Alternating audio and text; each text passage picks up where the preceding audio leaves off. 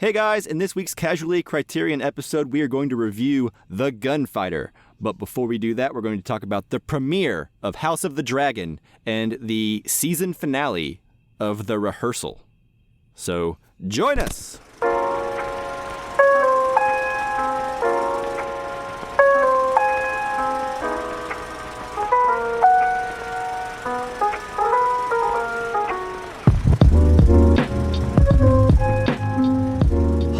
And welcome to the Casual Cinecast, powered by Cinelinx. My name is Chris, and with me as always is a man who chose the movie that inspired one of his favorite movies, the assassination of Jesse James by the coward Robert Ford. The thing is, you can watch The Gunfighter in the same time that it takes to say the title of the assassination of Jesse James by the coward Robert Ford. Mike, how are you doing today? I'm not going to let you bait me on that one again, sir. Oh, You've been doing this since 2008. Give me a hard time because I like that title, and you have no taste and clearly don't. It's true. And that's all I'll say about that. The interesting thing is I had completely forgotten about our rivalry, and then you reminded me, and now forevermore. Also with us, a man that has been left out of this rivalry and is very jealous, but he accidentally watched Rango instead of the movie about Ringo. Movie about the lizard, starring Johnny Depp. How are you doing today, Justin? Yeah, it was great. I also watched Fear and Loathing in Las Vegas, which I think is the sequel. Exactly, yes. Him and lizards. Yeah. But not The Gunfighter, so I don't know what I'm going to talk about today. You'll figure it out. Yeah. If this is your first time listening, this is a Casually Criterion episode, which we like to do every other episode, where we review a film from the Criterion collection that is voted on by the listeners on our Twitter page. But before we get into the main review, we'll be doing our usual news on the march, where we talk about what we've been watching. So if you haven't seen the movie, you could still listen. And then we move into the Casually Criterion review for The Gunfighter, spine number 958. And then after that, Justin, who was not here last week, will be doing a recap on his thoughts on Alex Garland's Men. It's all time-stamped in the show notes, so if you don't want to listen to any particular part of this episode, there you go. You know what to do. That's right. And as Mike said, the listeners choose our Criterion films by voting in a poll that we put out on our Twitter page, which you can follow us there at Casual Cinecast. You can also follow us on Facebook and Instagram at Casual Cinecast, but the best place is Twitter because that's where we put the poll and that's where we're most active. You can and the only place we're realistically active ever. That's true. That's a fact. But I don't know. I say it anyways because I always have. Because it's in the notes. notes. Why change? Yeah. Yeah. If we want to change it, we have to update these show notes. Dang it. Yeah, I know. Who feels like doing that? They've only been the same for 4 years. What's that? They've only been the same for 4 years. No need to update them. They've got us through so much. Yeah. If it's been around for 4 years, it must be optimized. Yeah. Anyways, if you want to send us any questions or messages about the movies we're reviewing each week, you can send an email to casualcinemedia@gmail.com. And then if you haven't done so already, you like the show, go onto your podcast platform of choice and give us a review. 5 stars, 10 stars, 11 stars, whatever the rating system is. Yeah. Thank you. Give us the full. Yeah, we appreciate it. And by the way, guys, we buried the lead. We're all three here today. Whoa. Hasn't been that way in a little bit. 1, 2, 3. Yeah, you're right. 3 of us. Yep. I think you can tell just by the charm of my intro, mainly, and the way we have this great repertoire, that's going on, and it just misses when it's not the 3 of us. So. Yep. Yeah. So here you go. This is it. The full effect happening right now. The trifecta. Yeah. Okay, and with that, I think we should go ahead and get into news on the march so we can talk about stuff. Okay. All right, let's do it. News on the march!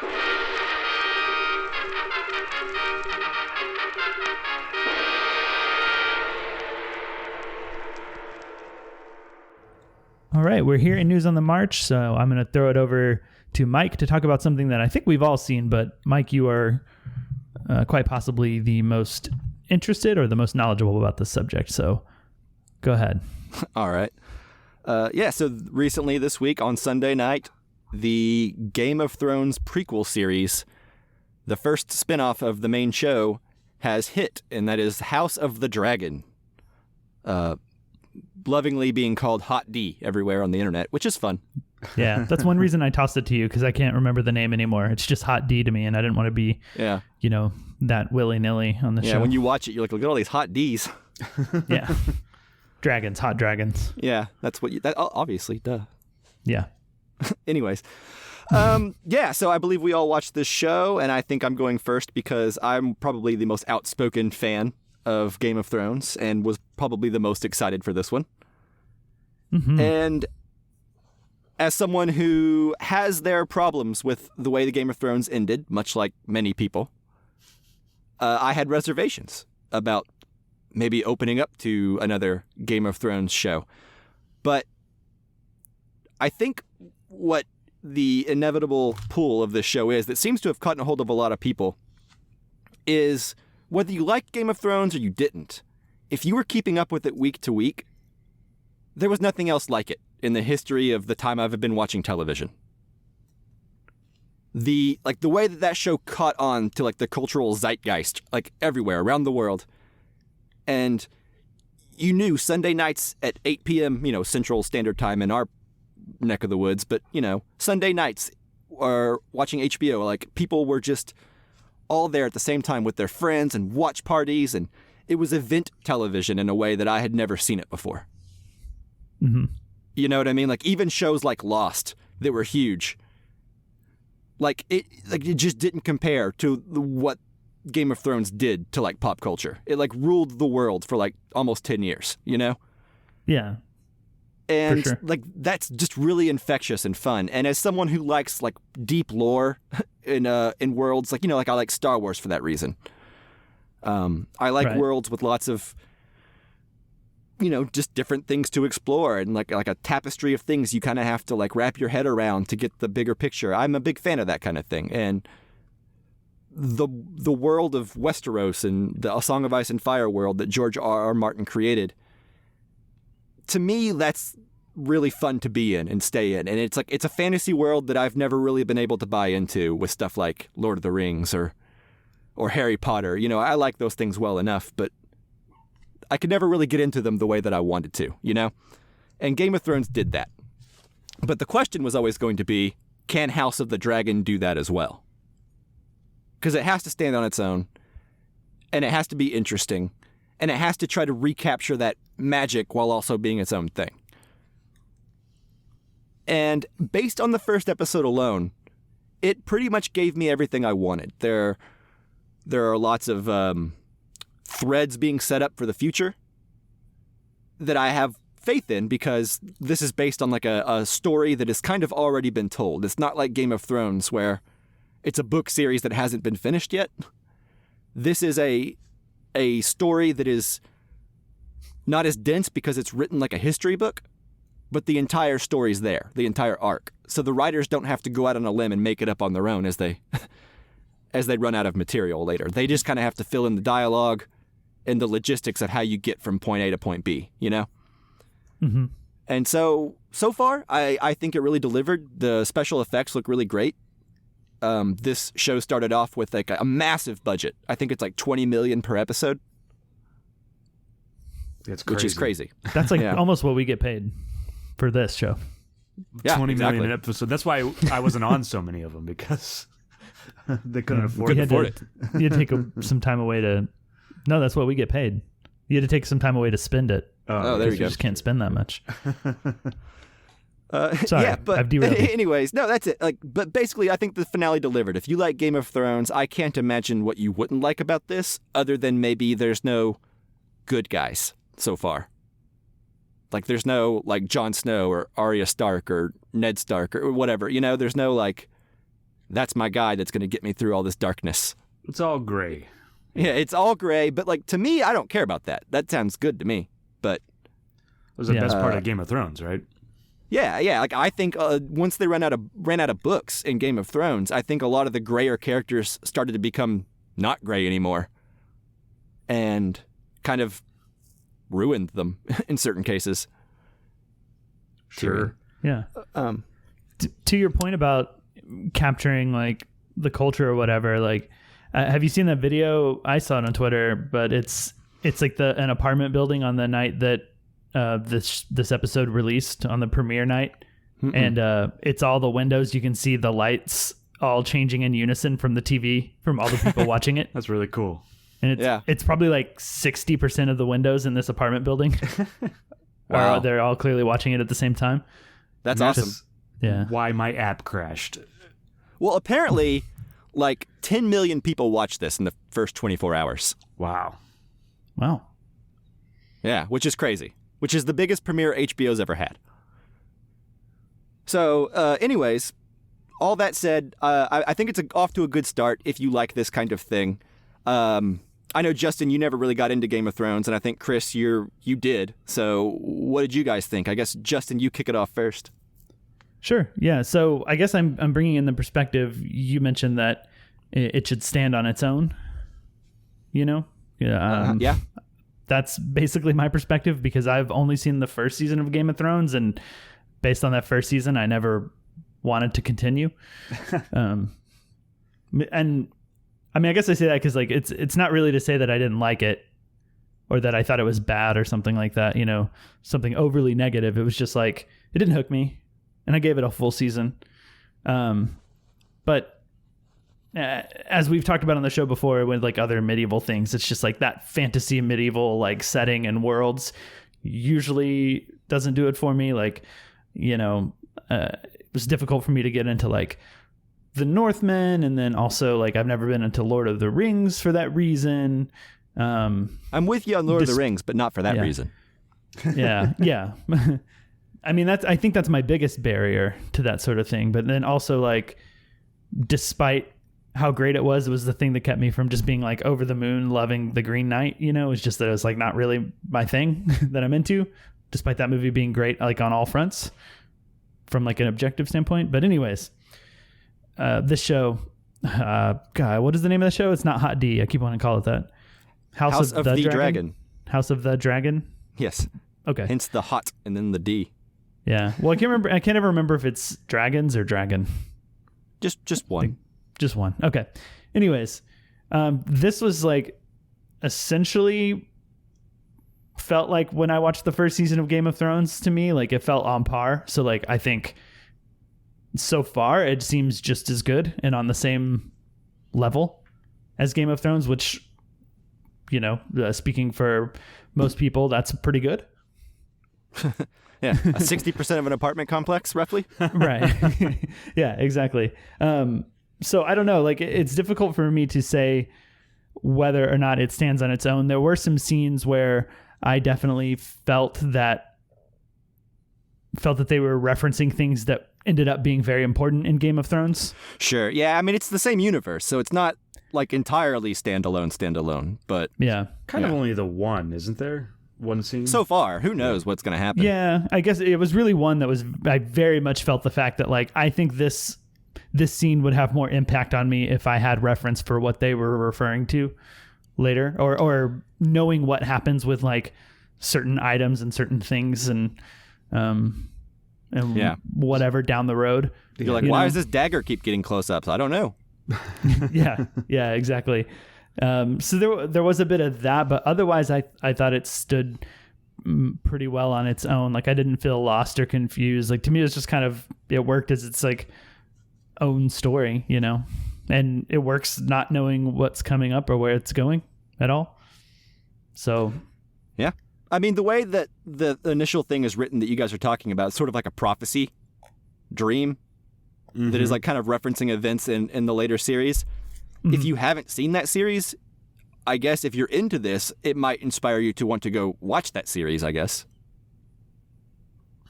But I don't know that you'll be lost. No. But anyway, Chris, what do you think? About that specific instance, you know, the thing that worked the least in Game of Thrones, I think, is all the prophecy stuff. Like it worked as a good background and as a good like ticking time bomb, you know, threat. But then when we got to the later seasons, when they actually had to make good on those promises, that's when it was the weakest, right?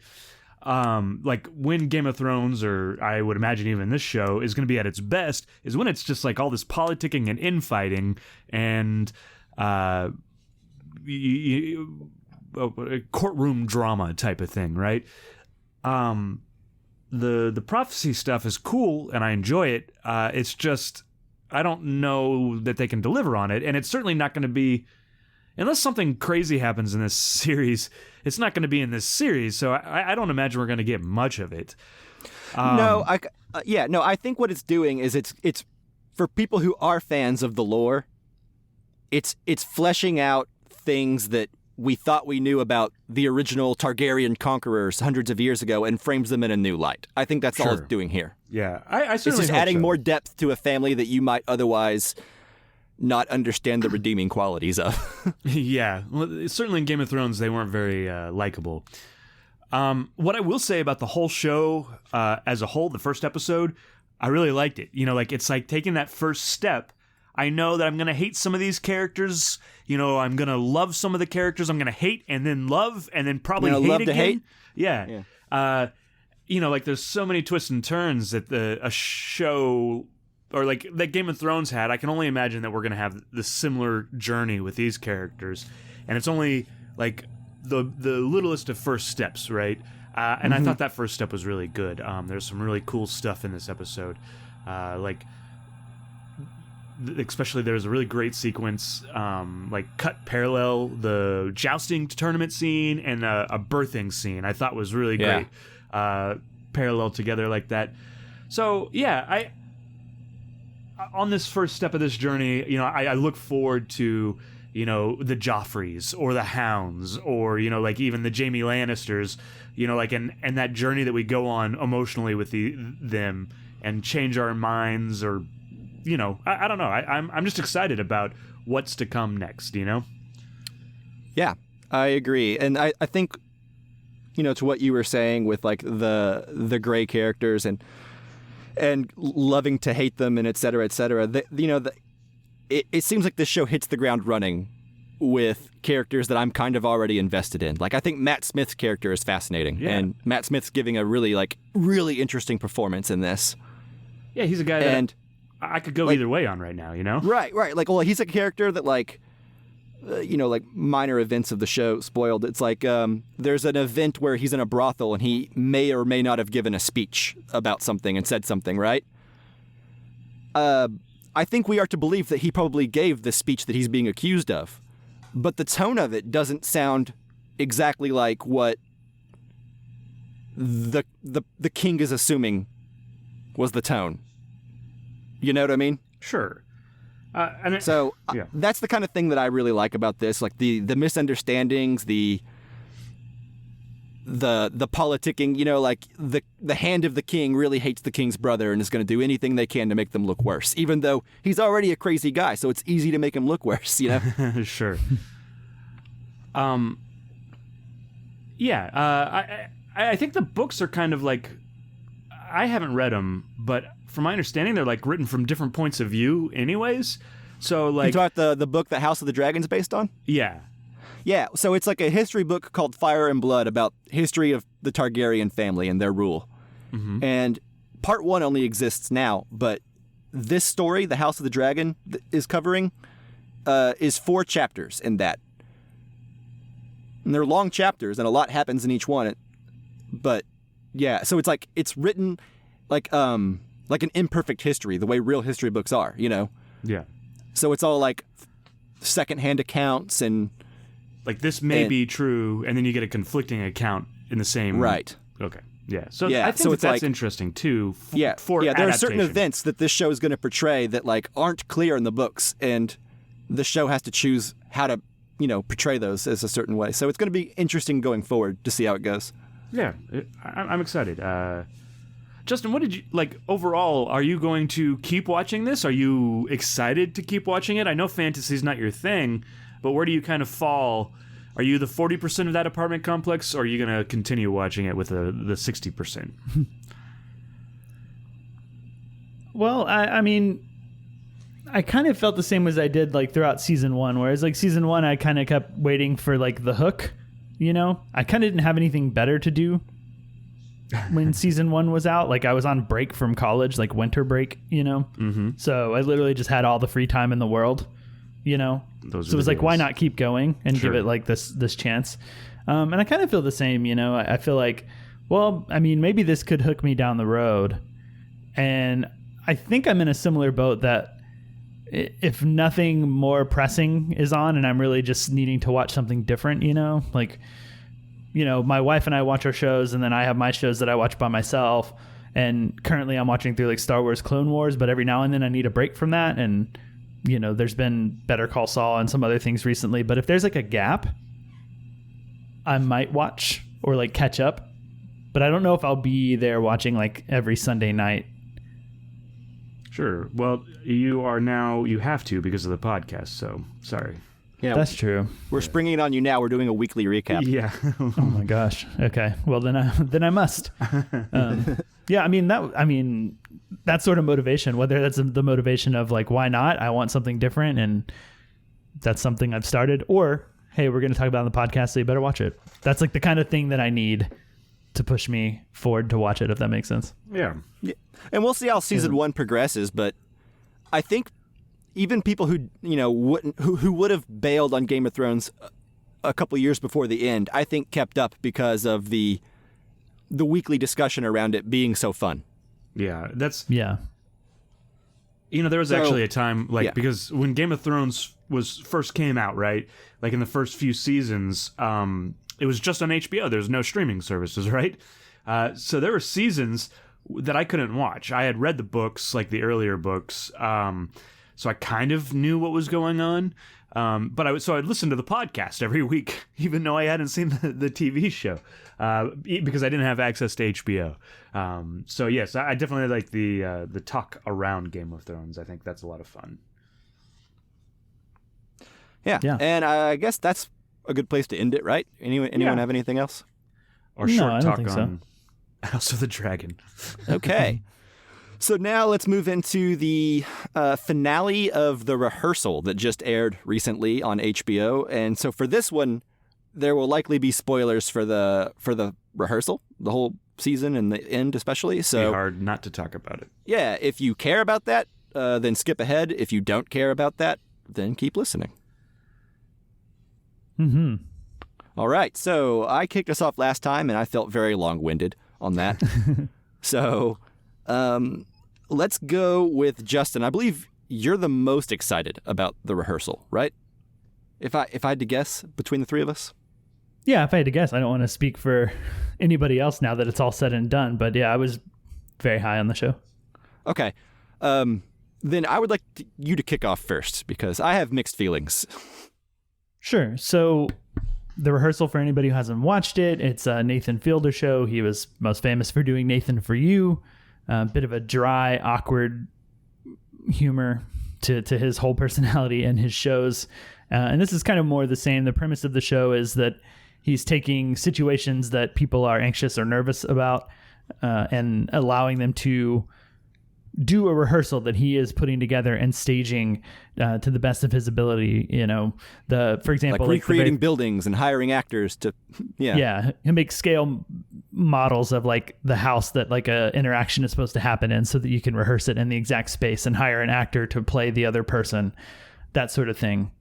And it starts innocently enough with that concept, I guess, of that's like taking a simple person with a problem and letting them rehearse it. But it kind of derails pretty quickly when it gets to like its second concept, which is kind of the main crux of the show. And you see a few other like attempts at rehearsals take place throughout the series or the first season. But the main thing is a woman who is considering adopting a child or like raising a child. So he rents her a house and like has a bunch of child actors playing kids from like babies all the way up to I don't know if the plan was to go to 18 or something like that. So she gets to experience like the whole gamut over the course of a few weeks. And it just gets weirder from there. Like it gets very, very, very, very layered in terms of like you'll see that he's like rehearsed his pitch for a rehearsal, and then he wants to know how that went or something, you know, and you'll see that he rehearsed the rehearsal for his rehearsal, sort of thing. It basically very much plays with like the reality documentary thing in a way that makes you question what's real and what isn't. And, you know, at the end of the day, depending on what you think is real and what isn't, the show crosses a lot of lines, like from like a moral and ethical standpoint. Yeah. Which I'm sure we'll get into. But I think those questions are kind of like the central theme of what's real and what isn't, or the central thing to like hook onto. But it is also very funny. Like, I find his brand of humor really hilarious, and he seems to be able to milk hilarious performances out of other people who are, you know, supposedly real people and not actors. That's kind of the thing that he's been doing since Nathan For You. So I found this to just be really funny, but also just like really complicated to like try to figure out and follow sometimes.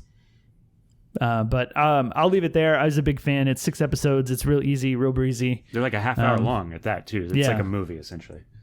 Yeah. So, Chris, what do you think? I agree with a lot of what you say. I'm a big fan of this. I was a big fan of Nathan For You too, but this is like a step above that. You know, like we kind of like in our chat we had talked about this being similar to Borat, and it is to a certain extent. I think Except this has Borat more layers goes after to people it. who deserve it. Yeah, well, sure. Well, I think my take on it is Borat points at other people, and this points at himself. And we can discuss that further. But like the prank is on himself, if you believe, depending on what you believe is real, right? You know, like, which is part of the fun of this, because I think there's like a bunch of different layers. Like there's like the surface reading of the show where you think everything is like up front, and then I think that there are other layers where you're like, well, maybe this wasn't that real, or I don't know. It's really complicated to even talk about. But I do think there's a lot of different meanings to this, and I'm excited to help kind of parse these things out. I think Mike has the most conflicted feelings about this, so I'm going to pass it over to him, and so we can dive right into that conversation. Sure. So I haven't watched all of Nathan For You. I watched a couple episodes and then that Finding Francis documentary. Yeah, which was the series finale. Right. And that's basically all I've seen too, by the way. Yeah, and ever since that documentary, I've smelled something fishy in the water about his process. Sure. None of it seems genuine or real to me. Like, and if it is, it's through a layer of a lot of lying to people and manipulating them. And that's fine when it's an old man or a stupid religious kook or a crazy guy who's obsessed with numbers and gets a laugh out of you. You know, like, it's okay whenever it's people that have something off about them to begin with, right? Or weren't good in some way to deserve what they're getting. But by the end of this show, if everything is as real as he's portraying it, then he's a bad person. And if it's not as real as he's portraying it, then what's funny about this finale? It's sad, and it's cruel, and it's I don't know, it's wrong. It's So, but the thing is, I don't believe it's real to begin with. Because even the elements that are real, he had to contort the actions of the show to get it into this finale where he hurts this child. Not physically, but emotionally. And I don't believe for a moment he didn't know that that's where he was headed. The way he orchestrates events from the very beginning. Episode 1 was good. It was about like the premise of the show. It delivered on what the premise of the show is.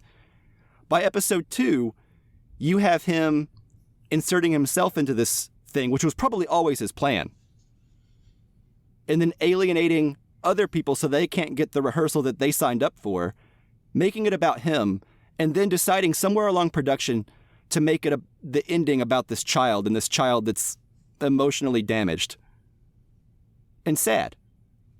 And so, I don't know. I just don't see what's to like about it. I mean, I don't know. Maybe I'm being too much of a stick in the mud, but that finale didn't make me smile at all. Well, I don't... You know, your reactions are your actions, so it's not that you're a stick in the mud. You know, it's perfectly fine to have that reaction. Yeah. I just don't understand not having it. Like, are you guys not concerned for that, for what he did? Well, I think for me, the question is whether or not that is also that kid performing. But exactly. But even if it is, what's the joy there? What are we supposed to take from this other than it's either he really emotionally hurt a child or he's having us believe he did? I mean, and entertainment and drama, I suppose, because it's like it's emotionally effective. Like, no doubt that I felt bad for that kid, you know. I mean, I guess, but like it doesn't seem like a good cost to pay for our entertainment. Sure. Let me ask you. I mean, like, it is certainly different than like a child actor. But one of the things, you know, oftentimes when, you know, every few years or so, there's like this child actor that like nails something, you know, whether it's like Little Miss Sunshine with Abigail Breslin. Yeah. Like The Sixth Sense or something. Yeah, you have this child actor that kind of just really nails it. Or like even Freddie Muniz in... Frankie Muniz. Frankie Muniz, yeah. That pre-Breaking Bad show. What was Malcolm in the Middle. Yeah. Anyways, so you have these actors, these kid actors, and like, how well are they able to tell the difference between reality and the make-believe? You know, and in order to get them to believe what they're doing, like, so are all child actors, is that all bad for the children? You know, like, that's a question to ask. Well, the episode explores that. Sure. Like, you know, he talks about, like, things he could have done differently that we have to pretend like he didn't realize, but, you know, and he's realizing in the course of the episode, we have to pretend like he's realizing, oh, maybe I should have had kids that understand the concept of what they're doing. You know, and I don't believe for a moment he didn't think about that beforehand, or someone at HBO wasn't like, excuse me. Huh. And then he tries to pass it off and blame the mom in the final scene where he dresses up as the mom and talks about how she should have known better. I don't know. It just, the whole thing, if real, seems very shitty. What do you think? I don't know if I don't believe it, but I think part of what's interesting about the show is, I guess in some ways I see it as a critique of reality TV. Right. Because some of it is so clearly staged, or we're actually literally seeing things being staged, you know? Like, take, for example, the scene where he comes back from doing his acting workshop, and he comes in and the kid playing his son is like, "Hey, Dad, great to see you." And he's been gone for like what is in theory 9 years of that kid's life. Right. And then he's just like, something didn't feel right. He's like, "Can we try that again? But like, you harbor those sort of feelings that I've been gone." And we see like the same scenes recreated. So I think there is a commentary on the manipulative nature of reality TV. Me too. I think that's ultimately where I land, is I believe it's all staged for the most part, except for the hoops he has to go through to, like, except for the actual genuine emotional reactions that you're getting. I think it's somewhere in between. Like, I feel like there are things that are out of his control. Like, I do think the woman was real, you know? The religious crazy woman? The religious, yeah. I think she was real, and I think the Raising Cane's guy that wanted to confront his brother was real, which I think that may be my favorite episode of the show, by the way. I believe it was real because he didn't come back. Yeah. He caught on that he was being manipulated. I think there's some amount of going into this, like, rolling with the punches and being willing to chase this thing whatever direction it goes, but with the thing in mind of like, how do we continue the story and make this compelling and move it on from here, and like intentionally guiding some things. Sure. But I think it's somewhere in between being entirely set up and knowing what's coming. I agree. And knowing the ending. I agree, but like let's say, I guess I just don't understand what, even if we go along with it knowing that most of it's probably fake, but it's a deconstruction of reality TV. I just don't understand what's entertaining about the last episode at all. Whether you buy it at face value or you're looking at it in the angle of like, the deconstruction of reality TV and how stupid it is. Either way, I'm not entertained by like a child being confused and sad that he doesn't have a father. Like, that's not a fun place to land, regardless of where your stance on that first part is. You know what I mean? I'm not sure about this, but like, isn't Nathan similar to the child? Now, whether that's real or not, but like, he doesn't know. At this point, he has pulled the wool over his own eyes, and he doesn't know what he is or what he isn't, and is kind of, I mean, he's not as innocent as the kid, but I think that's kind of the point, is that he's just as lost and confused as the kid, you know? That's bullshit. He's a grown man. Sure. But what I mean is like, and I don't know whether it's real or like it's just a setup, you know, and that's kind of the point, is like what is real and what's fiction. But like, I think that's what he's trying to say with his character, you know, in quotation marks, is that like, right. He's just as confused as the kid is, and he's done it to himself by trying to rehearse everything, you know, like, and by putting himself in these situations, and now he doesn't know what's real and what isn't, if that makes sense.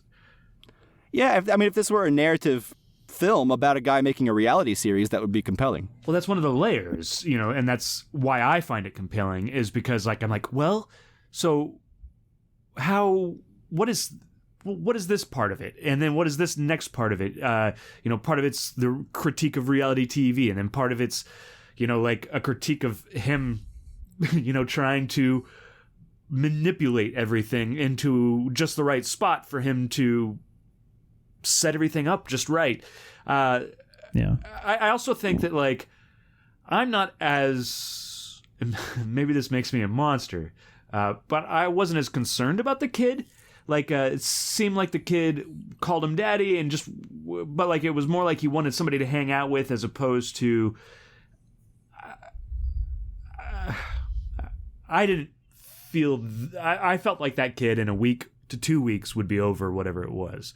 Well, maybe so. He's a kid. He'll bounce back. But sure. It's still, like, I just don't understand, like, the value we get out of arriving there.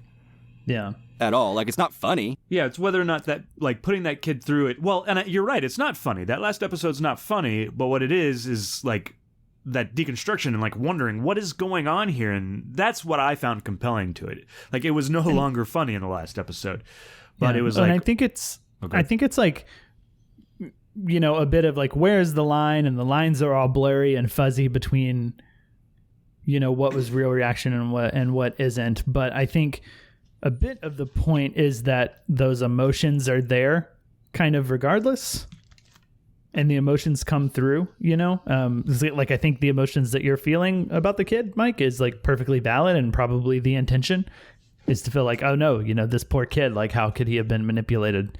Like, I think that's what they want you to feel. And going back to the series finale of Nathan For You, the Finding Francis documentary, I mean, to me, like, the seeds of what the show eventually turned into were planted in that show. And that's why that episode is so different from what I understand to be the rest of the concept of Nathan For You, where he goes to help like small businesses. And this one, he turns out a feature-length documentary about helping this old guy contact a long-lost love. And in the meantime, he has all these interactions with an escort woman. And there's this sort of like pretend relationship between them that like I don't necessarily think is real, but it's very much played as real for the most part. But by the end of the documentary, it's kind of like clear that there's a lot of staged stuff going on, you know? Mm-hmm. And I think he's playing with those questions and I do too. And making us like, that is the point, I guess, is like in terms of like what do we get out of it. And yeah, it's not, I agree, by the end of the show it's not as funny as it started out, for sure. It morphs and evolves, which I think kept it interesting. Yeah, I mean, maybe. All I'll say is I hope season 2 is more like the first episode. That first episode was head and shoulders above anything else that came after, in my opinion. Yeah. I'm on board with like I said, I think episode 3 with the Raising Cane's thing, and where Nathan really starts interacting with the religious woman, you know, when him and the son show up in costume, and she's like, oh, I don't celebrate Halloween because that's when satanic sacrifices happen. Right. You know, like that sort of stuff to me is really entertaining and funny. Yeah, and plus, I completely agree. Like, keep it to adults. That's all I'm saying. It's like, because I don't even want, like, even though I don't believe the kid was manipulated the way it's portrayed in the episode, it's just something dirty about that, in my opinion. It's like something that is like I can't get behind for entertainment value there. You know? Yeah. Sure. Yeah, I get it. Yeah, for sure. I almost kind of think that that's kind of the point. You know, like well, point received. I don't like it. Yeah. You know? And I don't. Yeah, I don't know. I don't think there's anybody doing anything quite like what. I mean, Borat's because it's probably bad. It's immoral. It's immoral. Okay. Fair enough. Well, the good anything news else? is HBO's pulled a bunch of Sesame Street off their service, and they've given Nathan Fielder a bunch more money. Yeah, that's true. So, how's that for treating the kids well? Yeah. All right. Anything else on the Rehearsal? No, I mean, overall, I say watch it and decide for yourself. I imagine a lot of people who are listening to this are probably really annoyed with me right now, but I don't know. There might be a lot of people that agree with you, too. Yeah. Maybe so. All I'm saying is, fake or real, like, leave little kids out of it. Yeah. Gotcha. Makes sense. Keep it to stupid adults that we can root against. Like, yeah, Borat just does Borat. racists. That seems fine to make fun of racists. Yeah, why not? Okay. And with that, are we ready to get into the main event? Yes. Yep. All right. Starting now, our review of The Gunfighter, spine number 958. Here we go. He's a killer. You gotta be run out of town. He's the gunfighter. He hasn't a friend in the world. He's the gunfighter. He only wants to be left alone. Why don't they give him a break? He's the gunfighter. How come I gotta run into a squirt like you nearly every place I go these days? What are you trying to do? Show off in front of your friends? Are you ready to back up that remark or not? Eddie don't mean no real harm, Mr. Ringo. If Eddie don't mean no harm, then let him keep his big ugly nose out of my business before it gets slapped.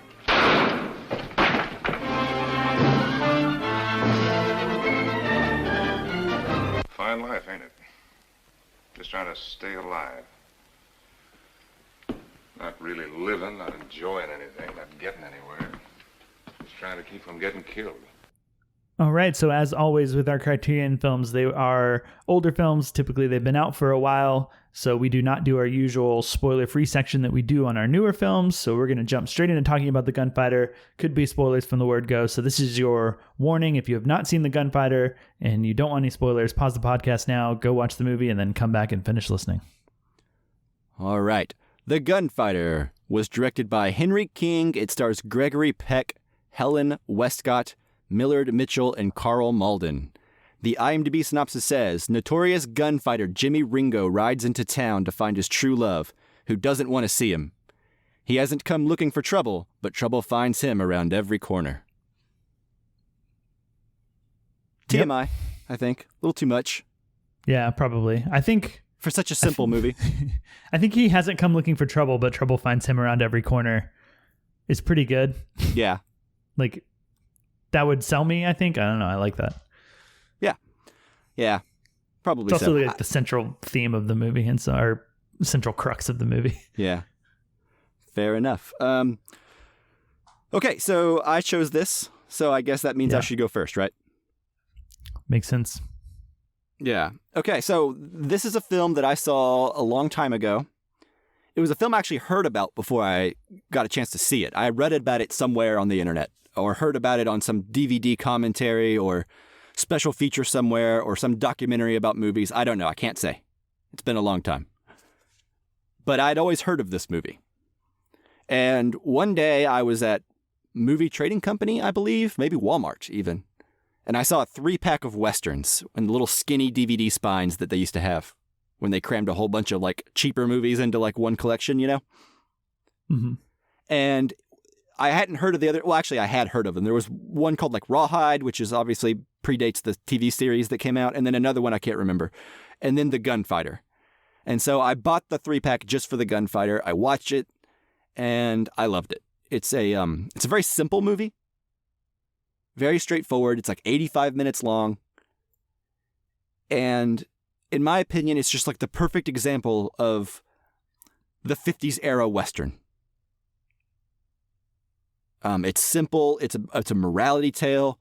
You have compelling dialogue and situations. And I don't know. I really enjoyed it. It's about getting older. It's about realizing that maybe you have a finite amount of time left and the things that excited you as a young man no longer do. But in a certain sense, in certain types of fame, you know, you sort of have made your bed already. There's no escaping it at this point. And so the legend that you help create is the very thing that you spend every waking moment trying to hide from. I think is like a really cool place to start the movie. Right? Like this old man, or not even old, just mid-30s, but old for a gunfighter, you know? And yeah. I enjoy starting out in this place of a man who has long since regretted the man that he was, you know? And although, you know, Chris referenced this earlier as sort of a joke because of the title, this would actually make a fantastic double feature with the assassination of Jesse James by the coward Robert Ford. Mm-hmm.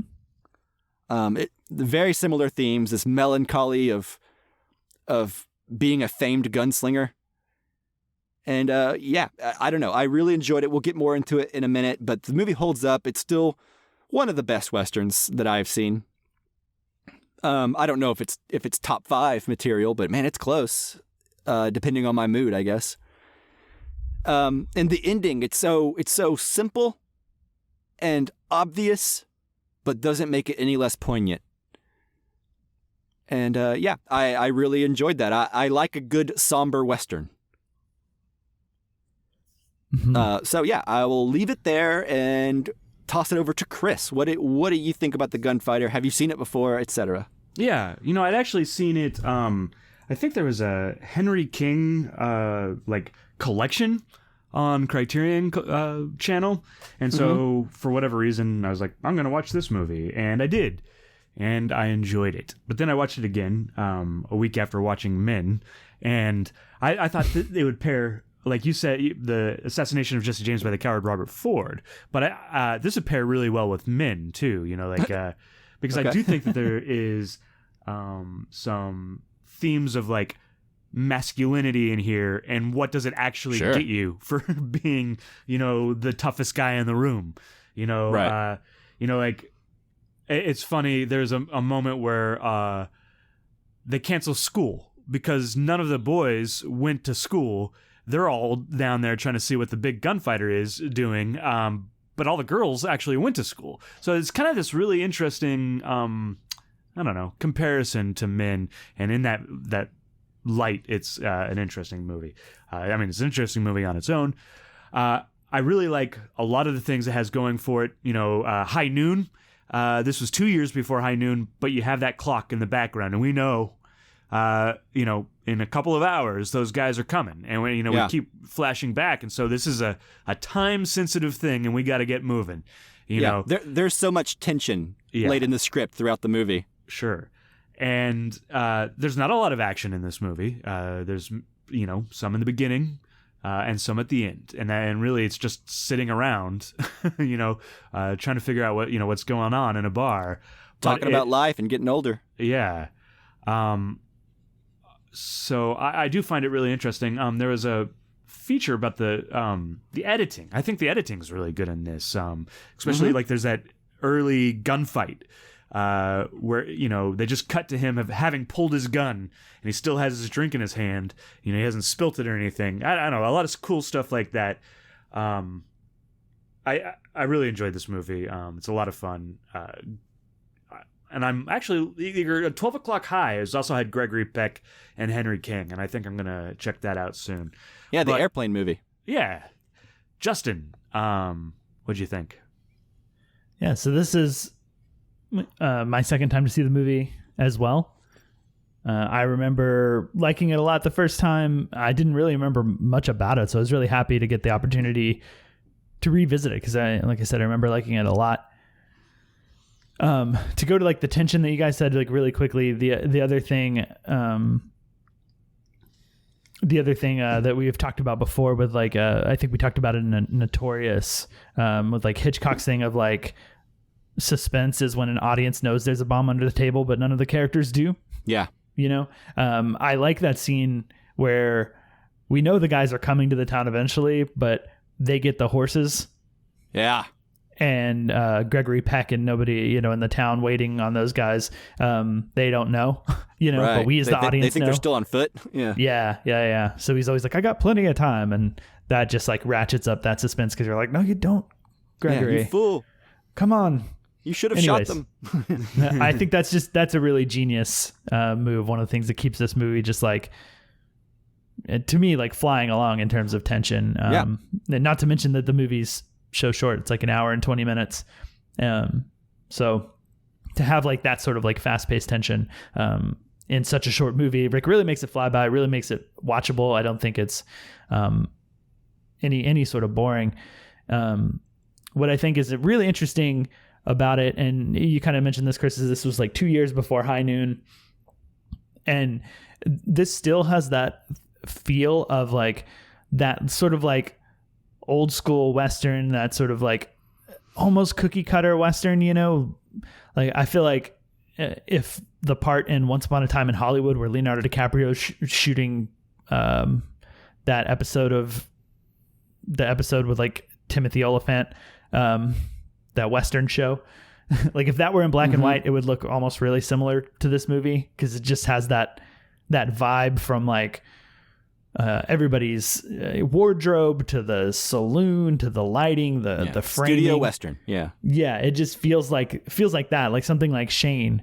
And so I think that's what makes this movie work so well is when it turns out that like rather than this like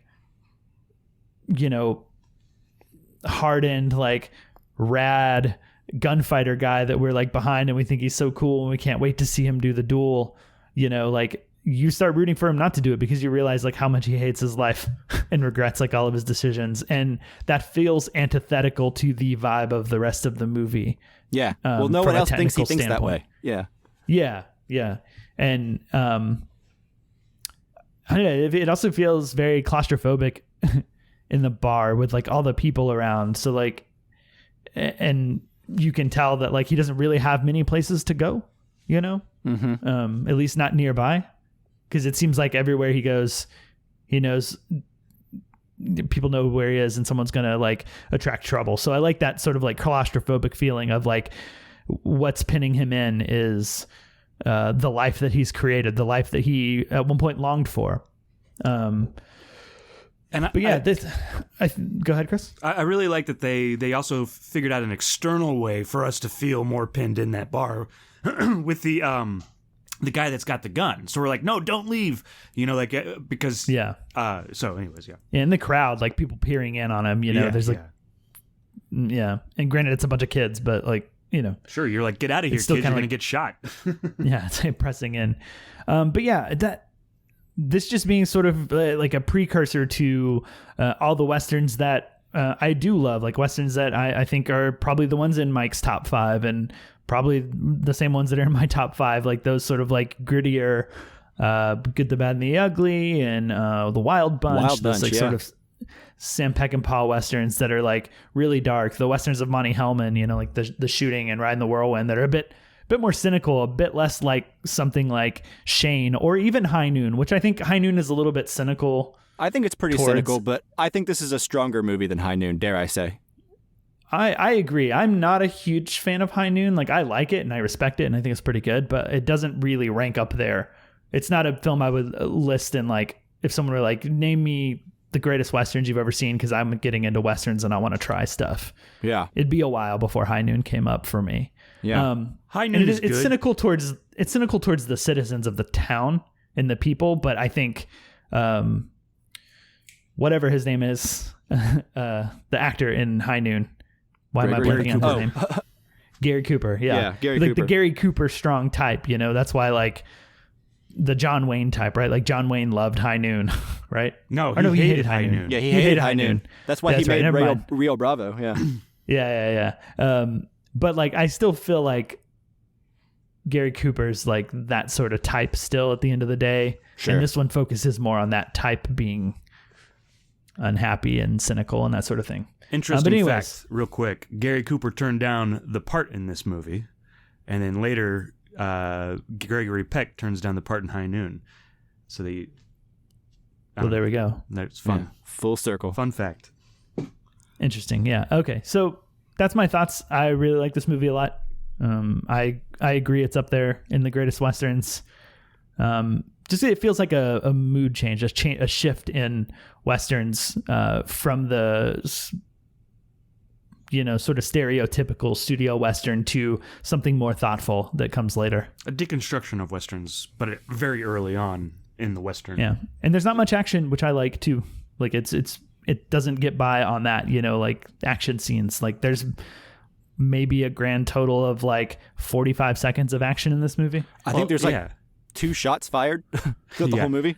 And the thing that we're looking, like the big climax is that the 3 brothers are going to come and there's going to be a shootout. Is kind of what you think, right? But there's no shootout between the 3 brothers. They just get caught, like almost immediately.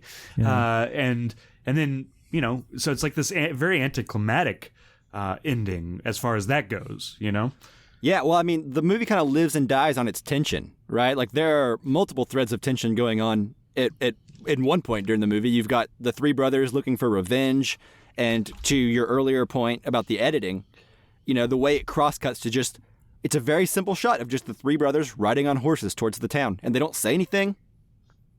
They're just riding. We just have to get and then reminded it cuts back. that they're coming. Yeah, and it just shows us they're coming faster than he thinks they are. And then you've got the dude in the hotel room across the street ready to kill somebody. And then you've got, what's the guy's name? Hunt Browning? Right? The guy who... Yeah, the guy who like we hear about long before we ever see him. And he's going to be a problem. And so like at one point in time, you have 3 different like parties out to get him if he leaves this hotel, So it's like... Yeah. It's just really smart the way it uses tension.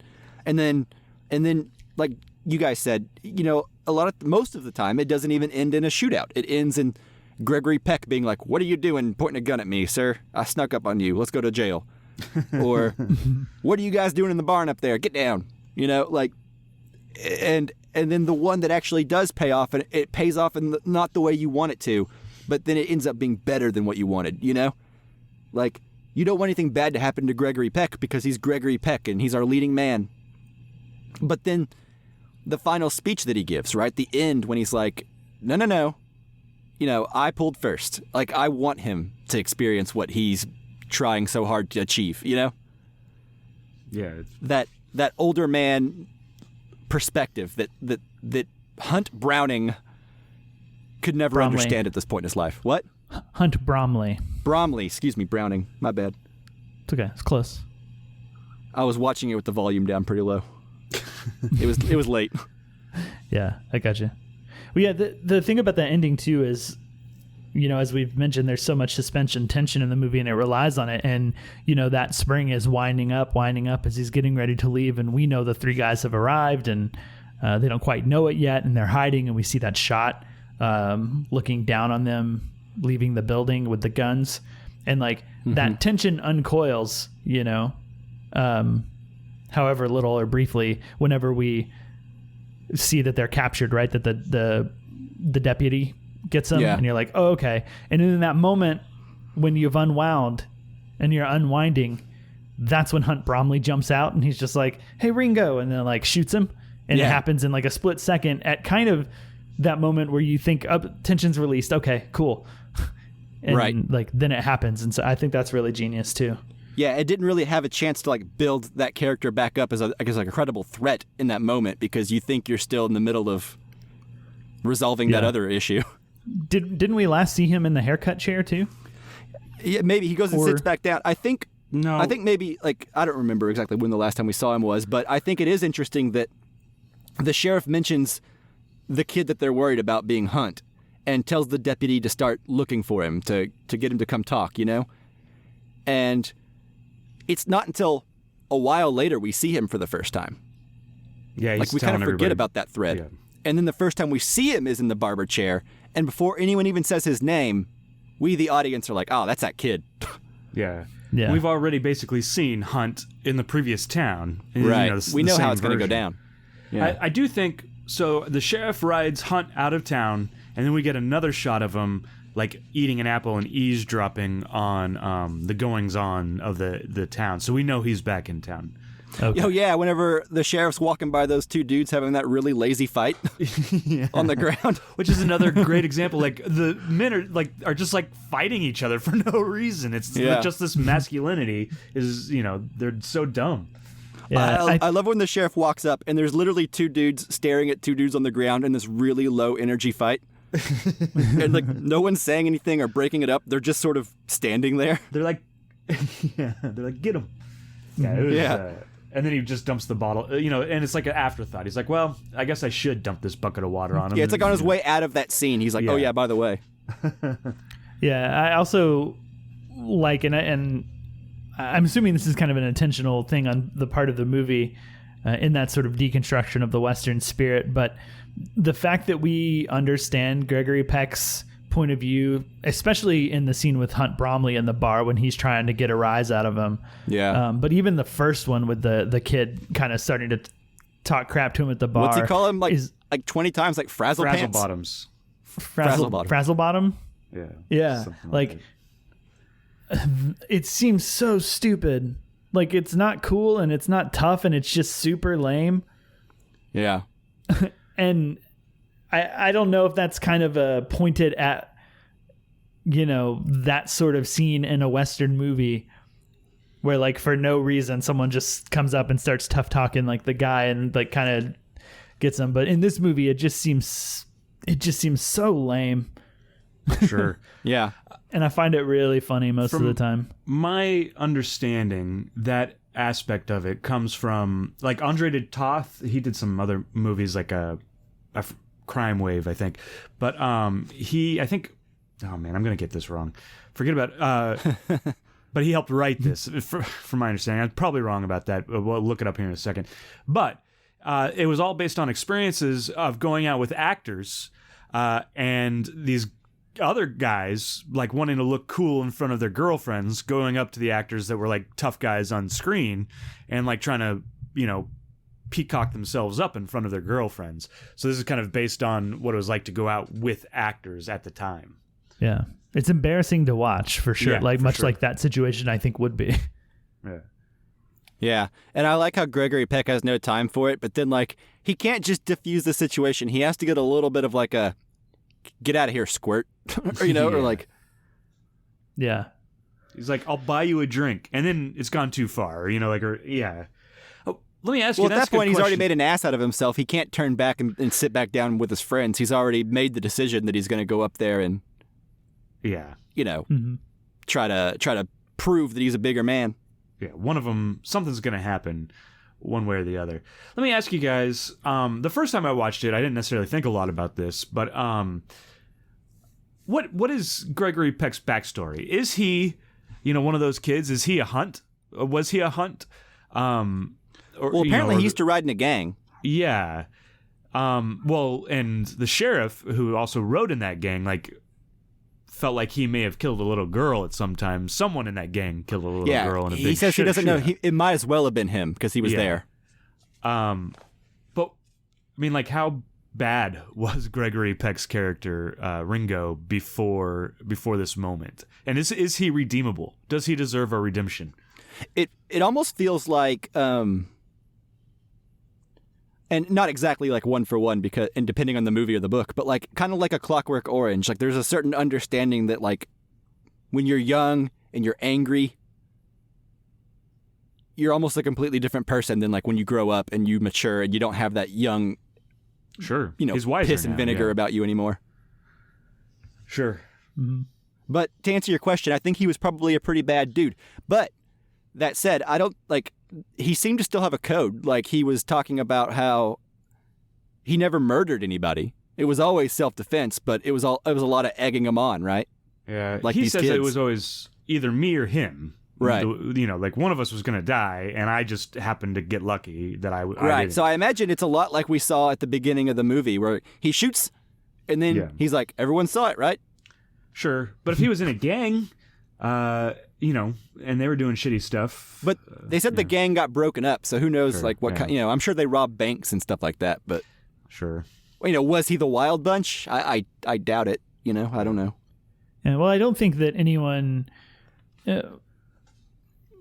I guess, like probably relayed those stories very accurately to like all these characters, right? Like it's basically a lot of hearsay and reputation, right? So you're like, oh, he shot him, and like, because even the kids are like, oh, he's gonna shoot somebody, and he's got this reputation that I don't think is anything like him, because as you said, he seemingly has done all of the 12 people he's killed have all been self-defense. So that's not the story that gets around, because that's not cool. That's like He's a murderer. boring. That's more exciting. Yeah. So that's how I view his backstory. Is just like the reputation is what gets run away with, and what ultimately makes the ending inevitable. He doesn't even seem to be in trouble with the law at the beginning of the movie, right? Like he's able to walk in and out of towns without having to hide his identity. The only time he has to run is whenever someone tries to kill him. Right, is whenever someone tries to like take down the legend, Yeah. I also really enjoyed the scene with the married guy. Yeah. Who comes in for just a minute, buys a drink, talks with him, talks about how great it is being married. He's like, oh man, I can only have one drink. The missus won't like me having two. See you later, bye. And Gregory Peck's like, man, I want that. Like this guy has the right idea. I had the wrong idea this whole time. Like this whole hindsight's 20/20 thing, Sure. Yeah. Just for the record, Andre de Toth did write this movie, so I was right for once. Yeah. And he also directed Crime Wave, so Sweet. Congratulations to me. Yeah, way to go. Good job, Chris. Thank you. But yeah, I like that scene in juxtaposition to the young kids who want to prove themselves and gain their reputation by killing Ringo. Sure, yeah. That's good. I also really like everything with the marshal, played by Millard Mitchell, who he's really good in this. He's great. I recognized him immediately from Singing in the Rain. So I was happy to see him there. Just anything that makes me think that movie is a plus. But all of his stuff is really good. His past, and even the whole he doesn't carry a gun thing. Yeah. And then the reveal that he's Gregory Peck's number one, most badass. I can't remember the word. Yeah. Whatever word they used in the movie, which was not badass, like gunny, tough or whatever. Yeah, the toughest guy you knew was the marshal. And that's also sweet because he's telling his son, who doesn't know he's a son, he's basically being like, you don't idolize someone like me. Idolize your sheriff, like you're badass, doing good, doing the right thing, doesn't carry a gun, sheriff. Like that's the kind of guy you need to idolize. Like this idea that all these kids in this town are obsessing over this gunfighter, and that's the wrong role model. That's how you get a whole bunch of Hunt Bromleys. Sure. Yeah. Is this romanticism of people that don't deserve it. And I enjoyed the scene whenever he's talking to his ex, and she's basically like, when did you get this idea of wanting to settle down? And he's like, it's not just an idea I got. It came over me, like getting older comes over you, Mm-hmm. And like this just instinct that you only have so much youth and that kind of like fire and what brimstone or whatever you want to call it in you before even the best is like, oh, what if I just want to sit still, I want to sit still and watch my kid grow up or whatever, and he has to like make this elaborate plan to go somewhere he's never been before where someone might never recognize him and lay low for a year just to get that chance, Yeah. Which I obviously like does that. not happen. And another layer of suspense to the movie for me, after he has that conversation and he insists on seeing his son, was what that scene with the son was going to be like. Yeah. Like I don't think it was outside of the realm of possibility that he would try to convince the son to go along or do something, and like, even telling him like, hey, I'm your father is like potentially iffy, Harmful. Yeah. So I had a lot of suspense getting ready for that scene too, because I couldn't remember exactly what happened even this time around. So I was like, ooh. Yeah, I found myself, because it's been over 10 years since I've seen this movie. I found myself basically worrying about that exact same thing. Like, what is he going to tell the kid? I don't remember this. Mm-hmm. But it I ends think up he being handles pretty it good. well. Yeah. I was happy. It's basically like doing what's best for the kid, not being selfish like I worried he was going to be. Right. Yeah, exactly. Keep him in the dark for the right reasons. Yeah. But in the end, he knows, I guess. But that's... Yeah, but I think that like, was, at that point, what more harm could he do? Yeah. Which, I don't know if that begs the question of, like, how fast does your reputation leave you when you get killed? Because you're no longer the guy who's never been killed. Sure. Well, I and think is always it's faster. I think the reputation just gets stronger if we're to go off Jesse James and Wild Bill Hickok and True. It doesn't seem to matter what kind of person you were. Is if you die like a famous gunslinger, there will be a romanticized legend that carries on, and the church was completely full, and none of those people even knew him. And a day earlier, they wanted him out of town. Yeah. But I guess... Or the bar, too, right? Right. Well, Like he's why... going to make a bunch of money at the bar. It seems like they were keeping him in the dark about the fact that he was his father. His mother hadn't told him that Jimmy Ringo was his dad. Why let him know in the end, I guess? Because then he has a famous... then he doesn't have no dad anymore. He has... they're able to reframe it and be like, that man you met was your dad, and although he's dead now, I guess there's some added comfort in knowing that your dad was a legend, even though maybe he didn't want that at the end. But hey, funerals are for the living, right? Yeah, that ending kind of, or just the idea that they're acknowledging him at this point, kind of feels more for the audience, so that we can be like, well, he kind of got what he wanted in the end, right? He may not be alive, but she is his wife now, and that is his son now, right? Yeah, before they were just, nobodies. Yeah. So just a school teacher and her son. Yeah, I guess I think I just struggle to make that connection, and maybe it is because it's a bit of a tacked on happy ending. Yeah, I kind of think it's a little tacked on, yeah. Well, I don't necessarily think it's tacked on. I think it's earned, because Gregory Peck spends the whole movie trying to convince the marshal and his ex that he has changed and he wants something different. I think if he hadn't done that, the attitude at the end would be different with his family. But I think because she pretty much agreed, okay, in a year, we will meet you again. I can see that you are different. Yeah. And that you are ready to be a father and a partner to me. Then yes, we'll do it. And then he died before that was able to be complete. So in a sense that, in her eyes at least, he had redeemed himself. That's all she wanted to hear. Okay. Yeah, I mean, that's fair. You know what I mean? So that's his whole arc culminating, essentially, is he convinced the people that he needed to that he was a decent guy in the end, even if no one else cares about the truth or what really happened or who he really was. The marshal knows, his son now knows, and his ex knows, and their friend Molly. And that's I did want to bring up Molly, because I felt like we get this sense of what this life does to you, like really well, especially through Gregory Peck. That like just his eyes are so great. But then Molly comes in, in that scene, and she's really good. She's not in it for very much, but she's essential. Yeah, and you get an idea of what it's like to live that life. Like Bucky, I think, or Buck, I think was her husband's name.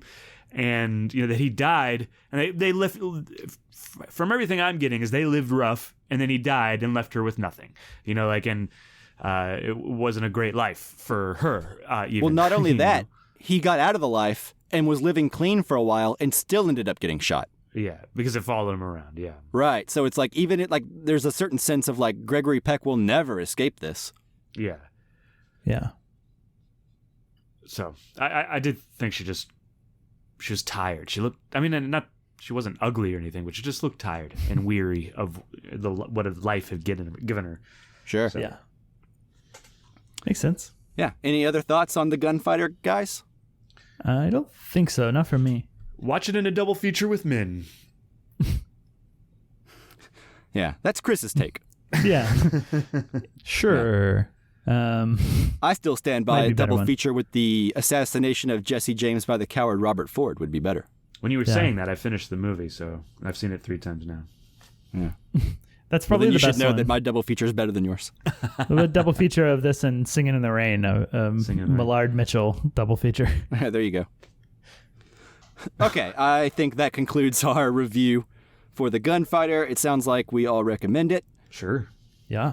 All right, so next we're going to do our Criterion poll, choose our next theme, and then after that, Justin will be giving his thoughts on Men in a spoiler section. It'll all be timestamped, don't worry. Yeah. Okay, so go on, Justin. Go ahead. No. You go. Sure. So we're going to do our poll now. The poll will be on our Twitter account. There'll be a link to that poll in the show notes.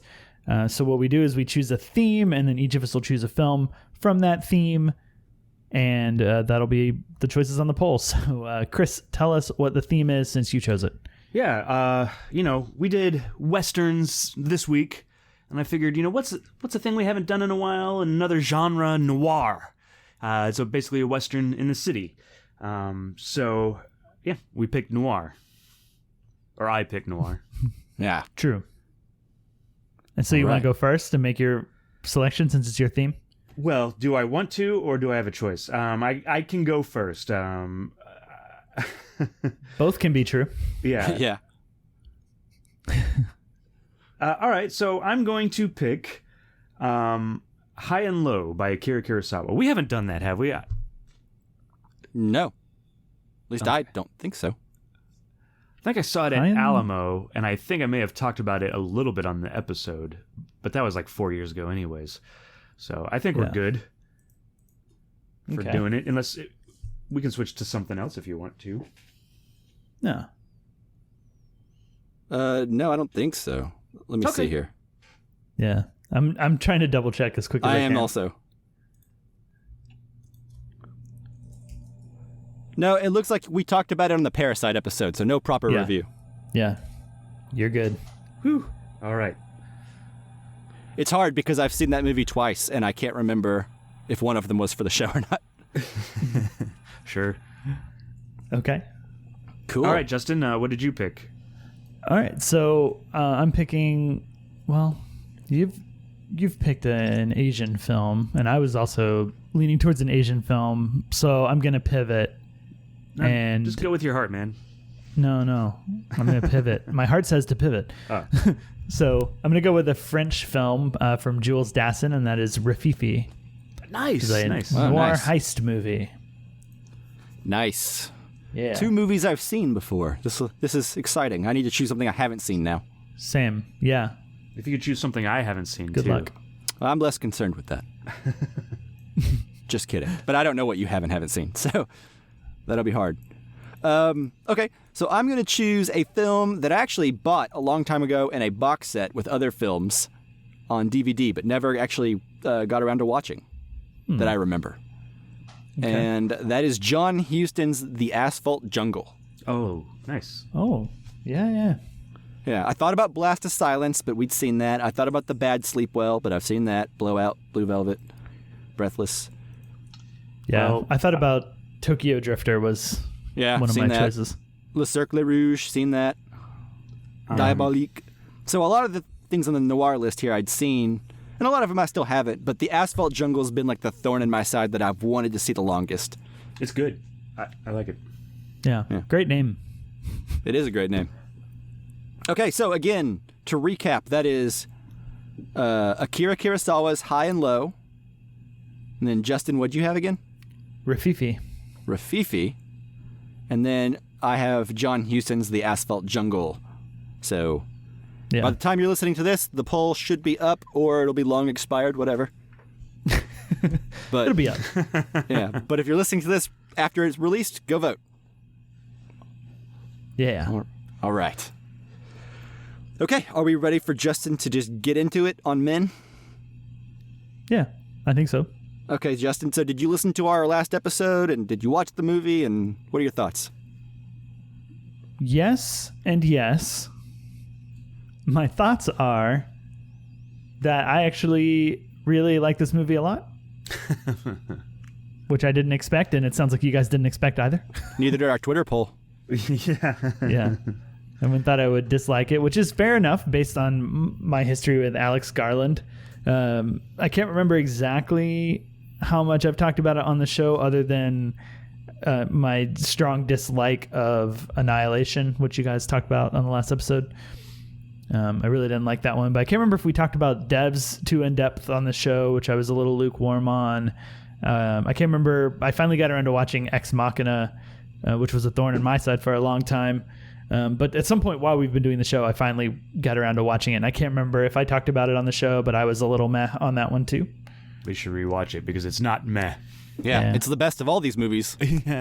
Interesting. This one I liked a lot. I thought that it was really, really suspenseful. You guys talked a ton about it being like a tone exercise, basically, like just as much as anything else is just like putting you in the headspace and in the feeling. And I think the only thing I wanted to add to you guys' thoughts on it, because I don't want to sit here and rehash it and do like a whole nother feature review link thing, is one of the things that I felt was anytime she was outside or we were seeing outside, like the green of the trees and the plants and everything was so highly saturated Yeah. that it was kind of unsettling to me. As like Chris, you described it as beautiful when she's walking, and then fair enough, it is. It's shot very well, and like, but it's also unsettling in a way to me. And I think that's also because the plant green was also not quite the green that we're used to in film. And this is coming from a perspective as someone who does like video work, and I do color grading on all the projects I do for work. And there's this thing that I read in reading a book, like a textbook sort of like on color grading and color grading theory and stuff, is that we remember plants and green things as being a more yellow green than they actually are in real life. So in video and in film, they tend to like, the green tends to be pushed a little bit more towards the yellow green. And in this movie, things were very blue green. Like they were just, the green had like a bluish, it was pushed a little bit more towards blue, if that makes sense. So it was like unnatural looking to me. Yeah, I thought it looked like What Dreams May Come, almost like paint. I don't know. Yeah.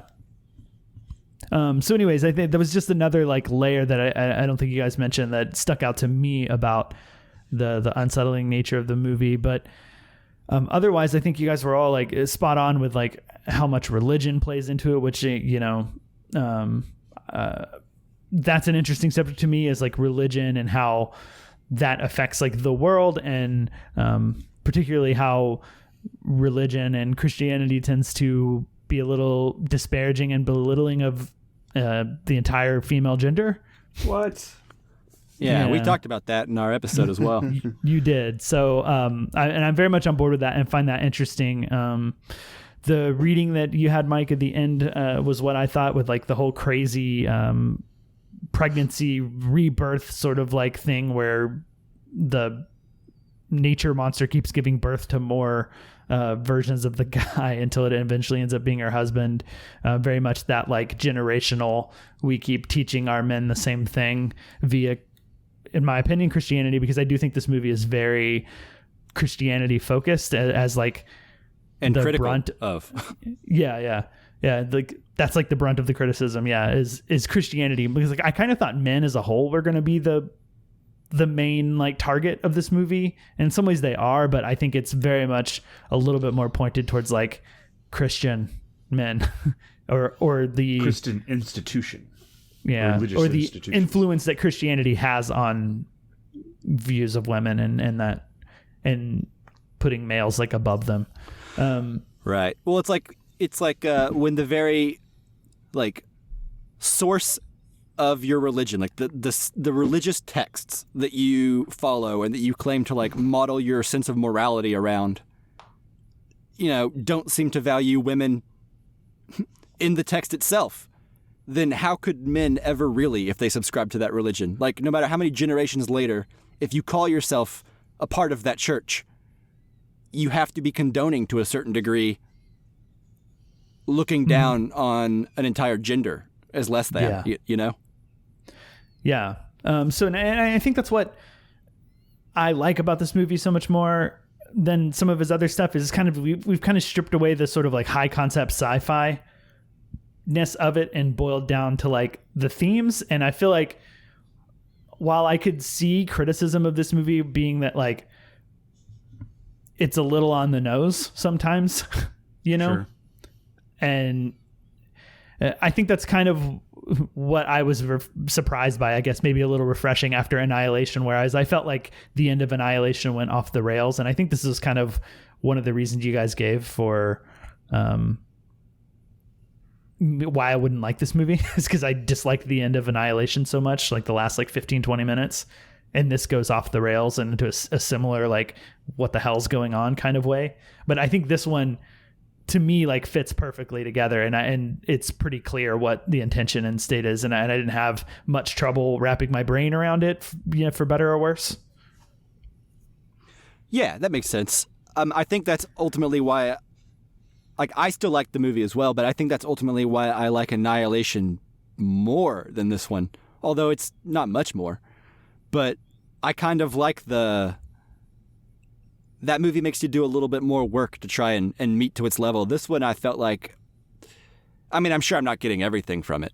I'm sure there's so much that I don't get. I'm not claiming to just be an expert on this movie. Right. But I am less, like, I have less trouble finding meaning for myself in this one than I do Annihilation. And I kind of like the work that Annihilation asks of me, if that makes sense. Yeah.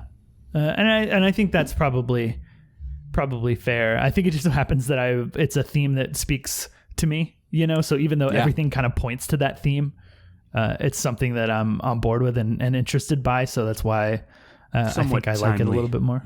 Yeah.